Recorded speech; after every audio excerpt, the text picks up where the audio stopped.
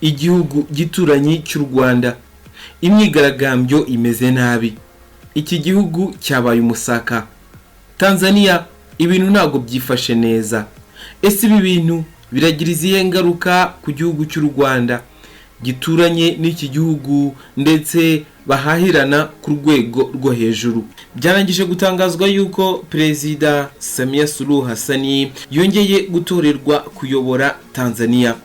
Andi makuru atugeraho aravuga yuko Perezida Samia Suluhu Hassan yahamagaye ba perezida barimo Yoweri Kaguta Museveni wa Uganda na William Ruto wa Kenya abasaba ubufasha. Ni nyuma yuko mu gihugu cye iyi myigaragambyo ikomeje kuba mibi cyane. Abaturage bashyigikiye uruhande rutavuga rumwe n'ubutegetsi bwe bamagana amatora y'umukuru w'igihugu yabaye kuwa gatatu w'iki cyumweru. N'amatora Samia Suluhu Hassan uyobora Tanzania yatsinze ku majwi 97 n'ibice 66%.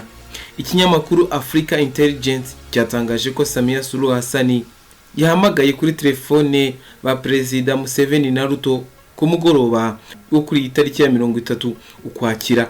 Aba ngo yabasabaga ubufasha. Icyakora ibyo yabasabye kumufashamo ntago byigeze bitangazwa.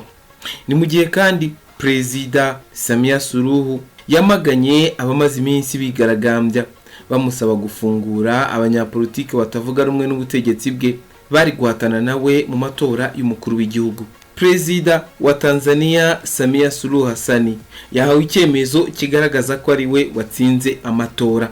Nyuma yo guhabwa iki cyemezo, Perezida Samia yafashe ijambo atangaza ko iyi myigaragambyo inyuranyije n'amategeko kandi ko abayikoze nta rukundo bafitiye igihugu.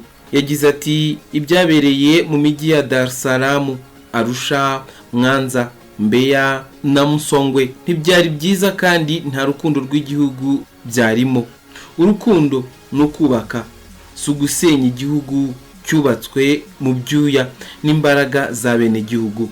Yagaragaje ko iyi myigaragambyo yamubabaje cyane, asaba abaturage kwirinda ibyatuma umutekano w'igihugu uhungabana, bagatanga umusanzu wabo kugira ngo igihugu gitekane. Perezida Samia yatangaje ko inzego z'umutekano zidashobora kwemera ko abantu basenya igihugu, bityo ko zigomba gukora ibishoboka kugira ngo amahoro n'ituze biboneke mu gihugu.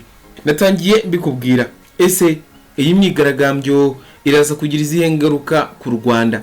Hari abagize bati nimusengere u Rwanda, nimusengere u Rwanda. Bye guys.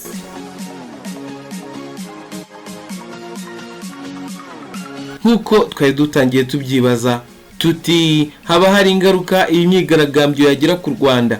U Rwanda na Tanzania ni ibihugu bihahirana ndetse by'umwihariko rwifashisha cyane icyambu cya Dar es Salaam mu kwinjiza mu gihugu ibicuruzwa bivuye mu mahanga n'ibikomoka kuri petroli byinjira mu gihugu. Ingano nini ituruka muri Tanzania. Bibarwa ko nibura litiro miliyoni 60 z'ibikomoka kuri petroli arizo u Rwanda rwakira buri kwezi. Impamvu lisansi na mazutu nyinshi u Rwanda rukura hanze ituruka cyangwa ica muri Tanzania nuko i Dar es Salaam ariho hari ibigega bibikwamo lisansi ituruka mu bihugu nka Arabia Saudite. Abacuruzi baho baba bashobora kuyihabo mu Rwanda bakazabishyura nyuma, bitandukanye nuko biba bimeze muri Kenya, aho benshi basabwa kujya kurangura bitwaje amafaranga. Nko mu gihembwe cya 4 cya 2023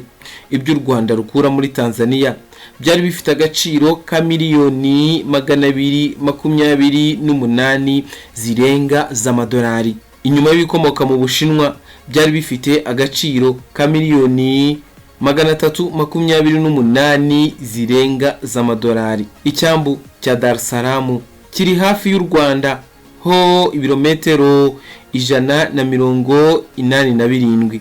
Ugereranyije n'icya Mombasa, imibare igaragaza ko umuntu ukoresha icyambu cya Dar es Salaam akoresha amasaha 90 ugereranyije n'amasaha 180 ari hagati ya Kigali na Mombasa. Ibyo bituma ikiguzi cy'urugendo kibamo ikinyuranyo cy'amadolari agera kuri 500 hagati y'ibyo byambu byombi nk'uko imibare ya banki y'isi yo muri 2020 ibigaragaza.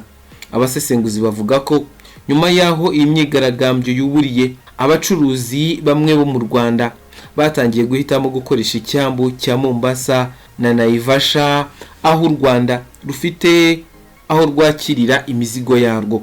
Ibyo bivuze ko ibicuruzwa bishobora gukoresha inzira za Gatuna cyangwa Kagitumba mu kwinjira mu Rwanda aho kuba Rusumo.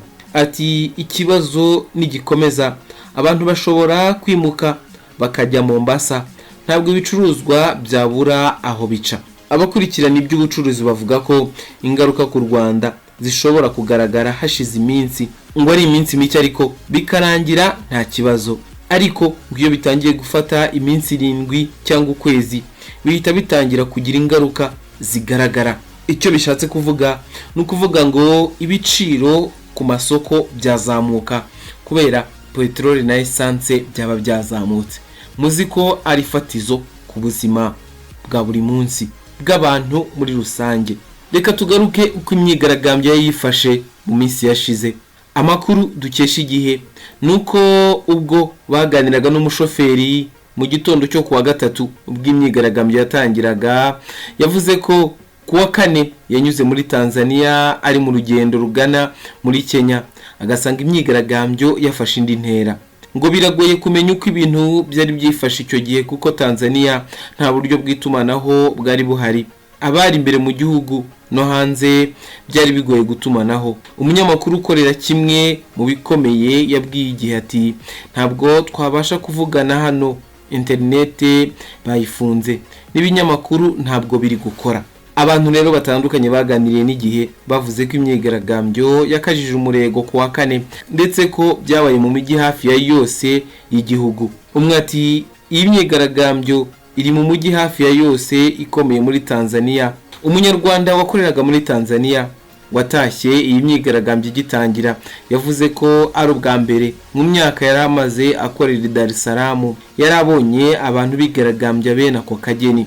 Yavuze ko bitangira abaturage biganjemo urubyiruko bashyamiranye n'umupolisi bakamugirira nabi, bigeraho inzego zishinzwe umutekano zitangira gukoresha ingufu mu kubigiza inyuma. Abari Dar es Salaam bavuze ko ibintu bya biri kugenda bijya mu buryo kuko igisirikare ari cyo cyari kiri gukora ibishoboka byose kugira ngo ituze rigaruke mu gihugu. Ubuyobozi bwa Tanzania bwasabye abaturage gukorera mu ngo.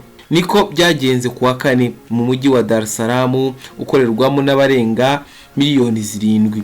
Undi munyarwanda waganiriye n'Igihe yagize ati mfite mukuru wanjye ukora muri Vodacom, nabo bafunze, bababwiye ko bagomba kuguma mu rugo. Kuwa kane byavugwaga ko hari abantu 4 bari bamaze kugwa muri iyi myigaragambyo, mu gihe ku rundi ruhande hari abavugaga ko hapfuye abarenga 10. Ibiro ntaramakuru by'Abafaransa AFP byatangaje ko imibare yatangajwe n'umuvugizi umwe n'ubutegetsi Chadema ari uko abantu babarirwa mu magana bamaze gupfa. Ku rundi ruhande guverinoma y'Ubwongereza yatangaje ko yahagaritse ingendo ziva n'izijya muri Tanzania ku kibuga cy'indege cya Dar es Salaam, Arusha na Mount Kilimanjaro. Ambasade ya Amerika muri Tanzania yaburiye abaturage bayo ibasaba guhagarika ingendo zo mu muhanda.